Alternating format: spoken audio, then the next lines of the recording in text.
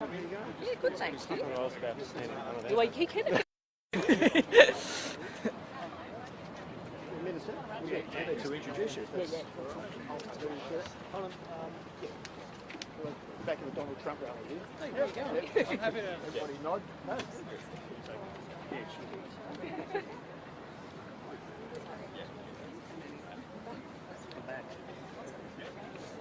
Oh, yeah. Did come over there. Yeah, it's flashing. Sorry, guys.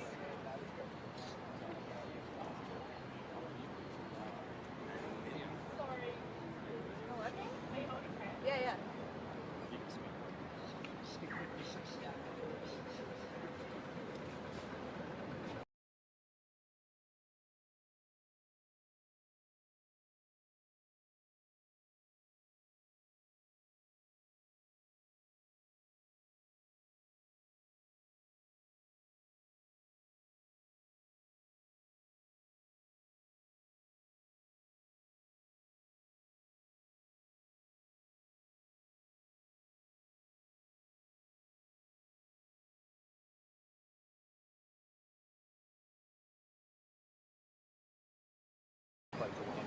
All good. How are you, JP? Hi, everybody.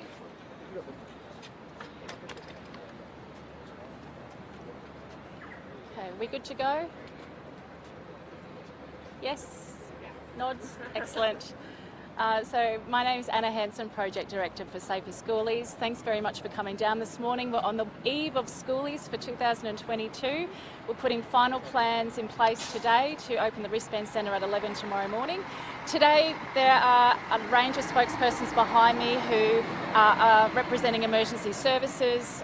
What I will do today is bring everyone forward one by one, just to spend a minute or so just bringing everyone up to speed with their planning for Schoolies this year.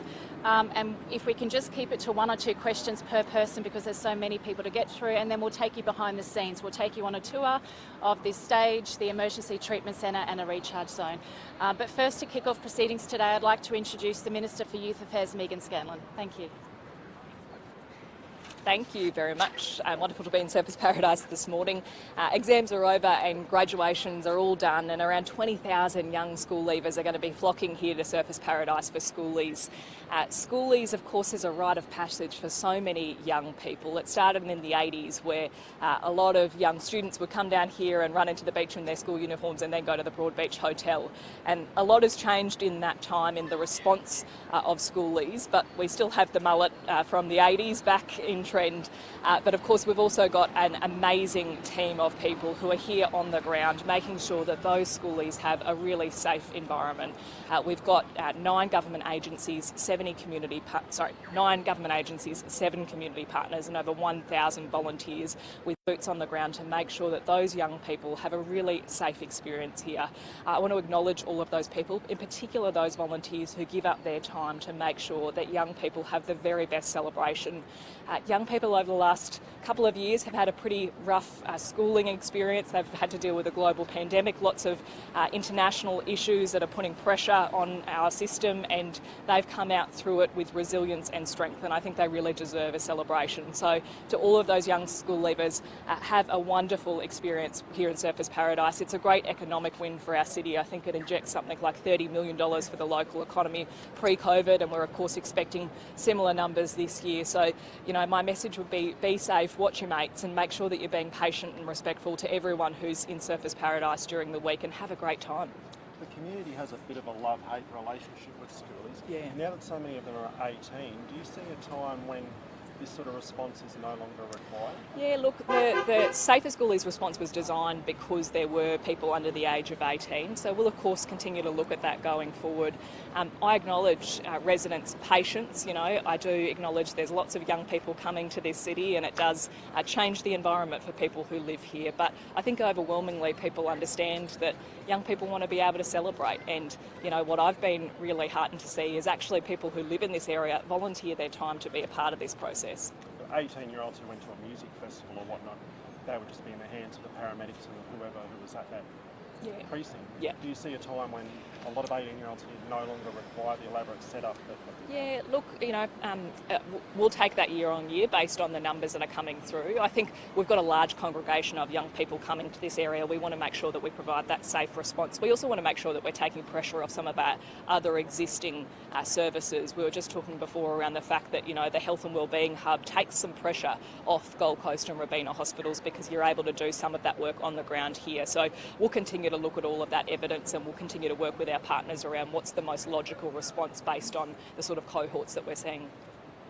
What's the economic benefit to the coast for 2 weeks? Yeah, so my understanding is that based on pre-COVID levels, we saw around a $30 million economic injection from Schoolies. So not only is it a great celebration for young people, it also provides money in the pockets of bars, hotels, those restaurants and, of course, in particular, the accommodation providers here. So it is a great economic win for the city. Anything else? Excellent. Thanks, Minister.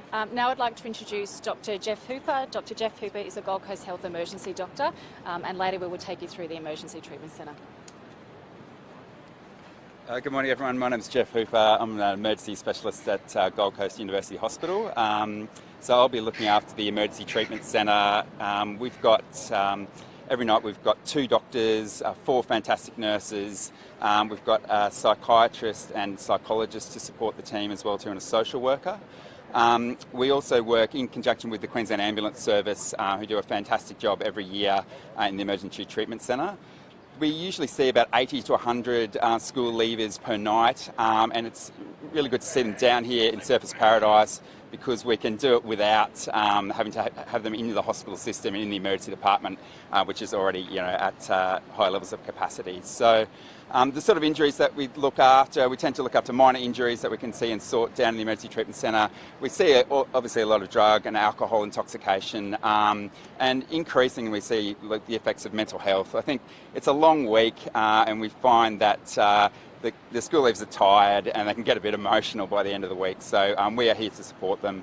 We'd really encourage all the school leavers, if they're in any difficulty during the week, we are here to look after you. There's a great team of people here from the hospital, from the pre-hospital service like the ambulance service and all the other support agencies and volunteer agencies like Red Frogs to look after you. It's really well supported, which is a massive difference to looking way back when I was at Schoolies myself. So we encourage school leavers to stay safe, look after their mates, really just look after themselves if they are drinking, just to make sure that it's really hot this week. They need to make sure they keep their fluid intake up and just take it easy, relax and enjoy yourself. The Gold Coast is a beautiful place to have a fun time and we just want people to stay safe and look after themselves. Do you have a warning to the kids around drugs and alcohol?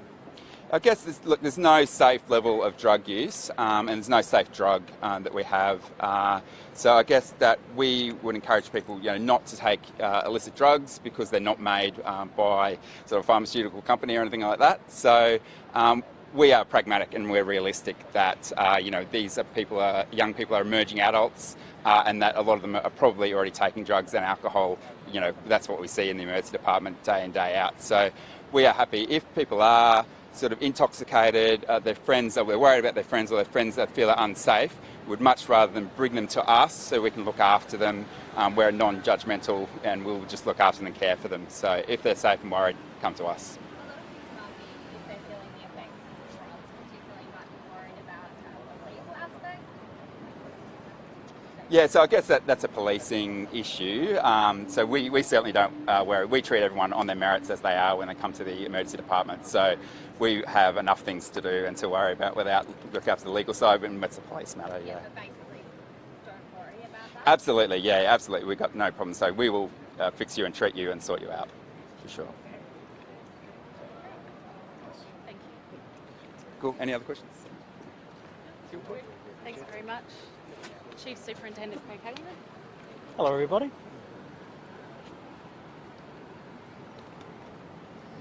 From a policing perspective, our main role is to make sure that the graduating class of 2022 enjoys Schoolies and has a safe week. From our perspective, we've got well in excess of 130 officers that will be on duty in and around Schoolies every night, and it's about keeping these young people safe. They're the future leaders of our community, and we want to make sure they enjoy themselves and do it in a respectful manner. Will we start tonight at all, and officers coming from outside of the Gold Coast? Yes, we are starting from tonight, and officers will be deployed from outside the Gold Coast to assist us to make sure that the whole week is safe for all of the schoolies. Is there any advice you would give to schoolies getting into this? Yeah, what we say is we want everyone to have fun. We're not the fun police, but we want people to do it respectfully, be respectful of each other, enjoy each other's company. If you do get into trouble, our focus and the focus of every agency here is to make sure everyone's safe. Once people are safe, then we will look at what we have to do as to what occurred, the incident, or what happened, and we'll deal with that later. But from our perspective, and everyone's here, is to make sure that everyone remains safe and healthy and enjoys the week ahead. A lot of publicity. Major traffic dramas on the M1, people coming down for schoolies? Oh, I've got no doubt that tomorrow morning the traffic coming down from the Gold Coast will be considerable. We ask people to be respectful, be patient. When you're booking into your accommodation, be respectful, be patient, there will be delays. But again, we don't want people to start their week poorly with poor behaviour. A lot of publicity about knives and wanding and stuff. Would you have messages for schoolies who are going to turn up with a knife to the precinct over the next week? Well, my messages don't. The wanding trial has clearly shown that if you have a knife or a weapon, you will be likely to be wanted, and there will be prosecution taken if you are in possession of a knife or any other instrument of that regard. Would you be thrown out of the festival for carrying a knife? Oh, you'll be prosecuted, definitely. So what we say to people is wanding is available in the Safe Night Precinct. Schoolies is within the Surfers Paradise Safe Night Precinct. You will be wanted as you walk around the precinct. Craig, how much does it change the dynamic, the fact that now in Queensland a lot of the kids are 18 and can go to pubs and clubs? Yeah, so there's two ways we manage that. So the graduates who are not 18, we've got significant support for them. And they can't go into licensed premises. The ones who are 18 and go into licensed premises, we will still go in and we'll still monitor them throughout this week and the following week when New South Wales schoolies come here. But again, the message from the police is be safe, watch your mates, be respectful of everyone, and enjoy your schoolies. In previous years, there's been some issues with schoolies rather than the actual schoolies. Do you have a message for any of the kind of older, over 18 people coming in to service? Yeah, we've got to be mindful that it's still a public place. So anyone can walk through during the Schoolies Festival, but if you don't have a wristband, there's certain places you can't go to. And that's why we have police here to make sure that should someone want to come down and disrupt Schoolies, then we'll deal with those people.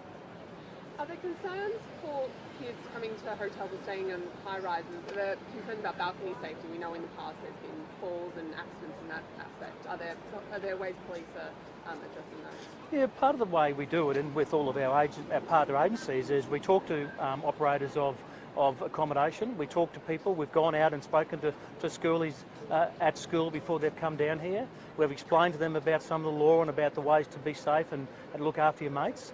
So we're confident that won't happen. But again, what we say is there will be some people who may make minor mistakes, but as long as there's a mate to be there to make sure they get home safely, or if not, a police officer or an ambulance or a red frog, we'll make sure that they're safe.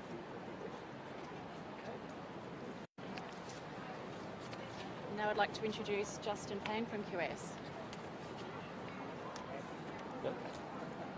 All good.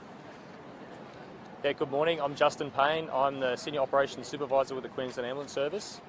The QAS response for the Safer Schoolies festivals this year involve dedicated paramedics above and beyond our normal operational levels, supported by the Gold Coast Health and Hospital Services to provide pre-hospital care for the school leavers this year.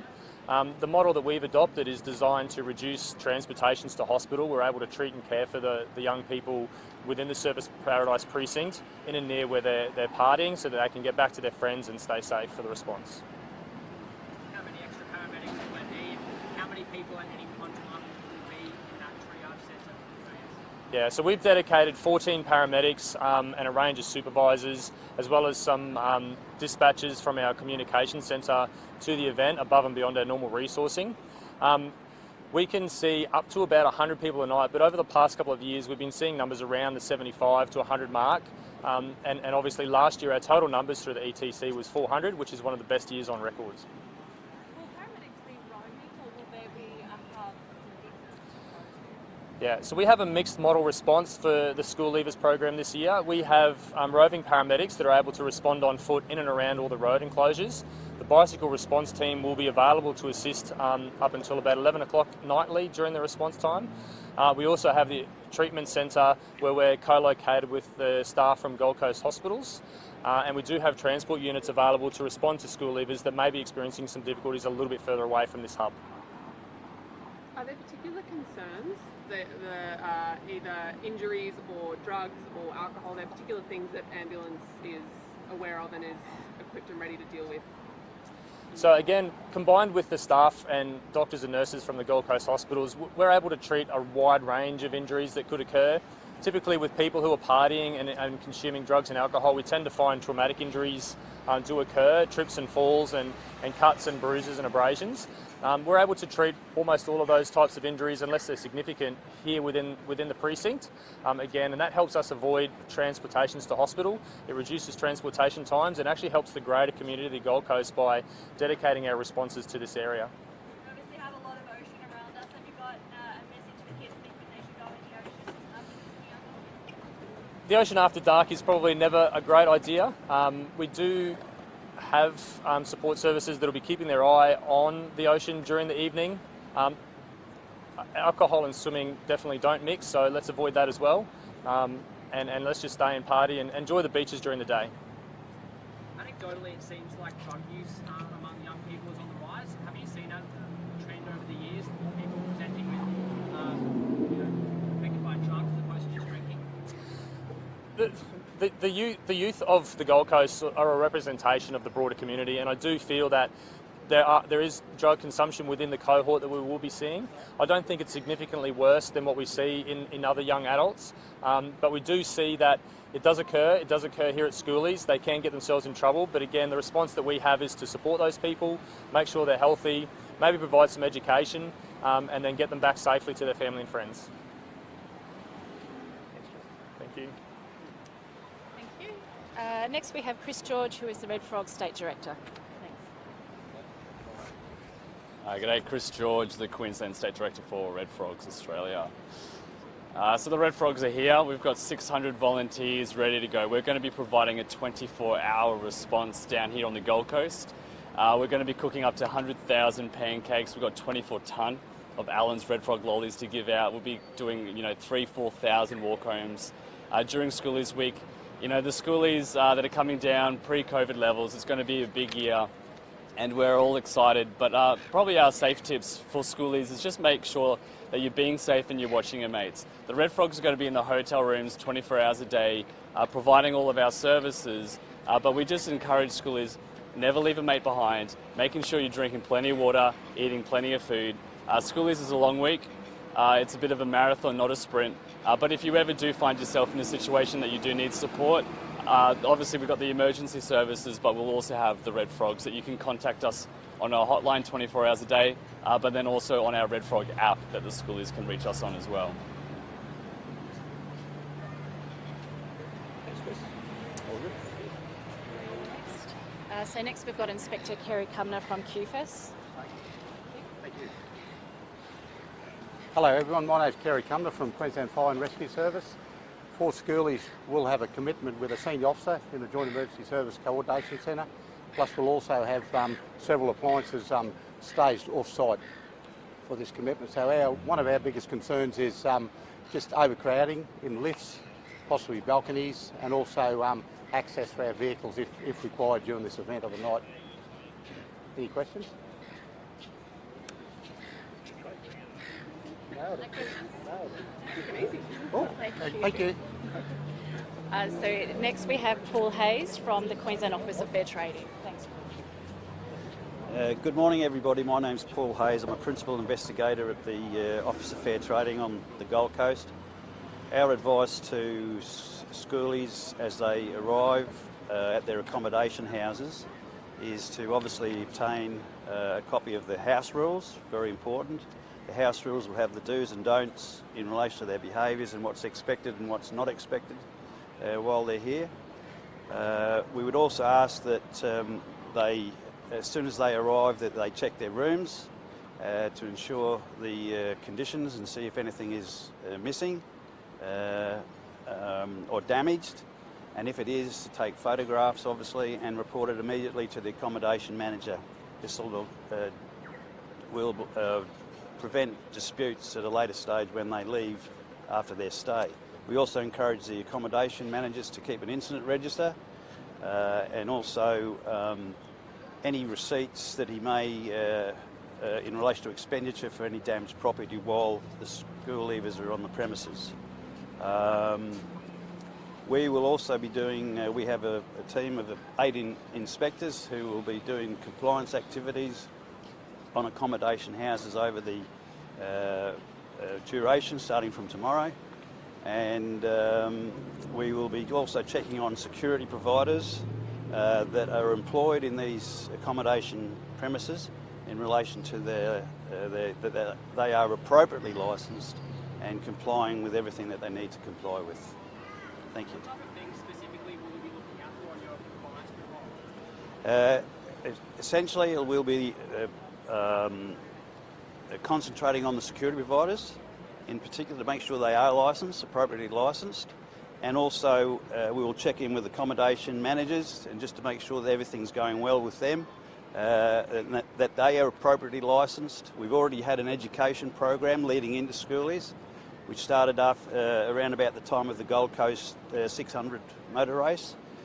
So they've been well educated in relation to their house rules and in relation to their terms and conditions of their contracts and their bookings, which are obviously subject to Australian consumer law requirements. Do you know generally how much fines would be if people are damaging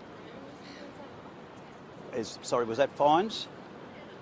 Do you know roughly how much fines would be if students or school leavers decide to trash their rooms or, Well, that would ultimately be a police matter in relation to willful damage or deliberately, obviously, causing damage. It is a criminal offence, so the police would be involved in that, not us.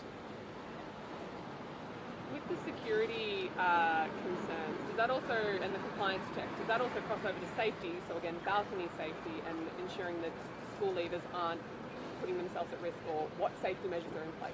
Well, we don't control the balcony situation. However, the accommodation houses must comply with the Australian consumer law. So if they advertise a room with a balcony by photos or in words, etc., they must comply with that and supply that.